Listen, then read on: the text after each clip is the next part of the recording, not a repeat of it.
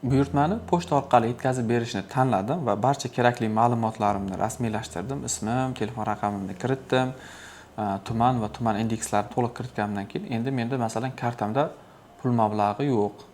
Do'stim orqali yoki yaqin tanishim orqali ushbu to'lovni amalga oshirmoqchi bo'lsam qanday yo'lni tutaman? Masalan, do'stimda Payme yoki Click ilovasi bor yoki ikkalasi ham bo'lishi shart emas. Masalan, do'stimda menda aytdi, Payme ilovam bor dedi. Payme orqali to'lab beraman yoki Click orqali to'lab beraman. Ikkalasidan birini tanlaysiz. Masalan, Click orqali to'lab beraman dedi. Clickni tanlaysiz va bu yerda yaqinlarim orqali to'lash degan bo'lim bor. Shuni ustiga bosamiz va bizda Telegramga xabar yuboriladi. Mini appdan, ya'ni ilovadan chiqib ketamiz va bizda keldi. Mana Qurbonali Erkayev, yaqiningiz orqali to'lash uchun havola tayyor deyilyapti. Kitob buyurtmasi va narxi, to'lov tizimi Click orqali.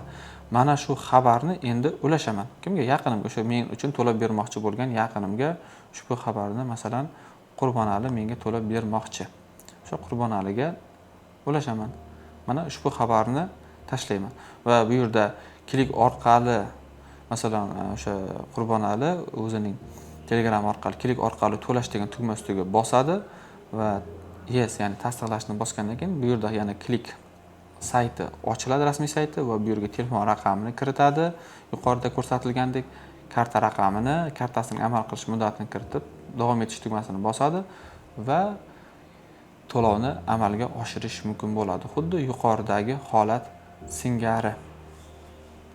Va to'lov to'liq tasdiqlangandan keyin siz bu yerda buyurtmalarim bo'limiga, ya'ni ilovaga o'tib, buyurtmalaringizni ko'rishingiz mumkin bo'ladi. Ya'ni profilga o'tasiz va profildan to'lov sizga tushadigan bo'lsa, buyurtmalar bo'limida sizda ko'rinadi.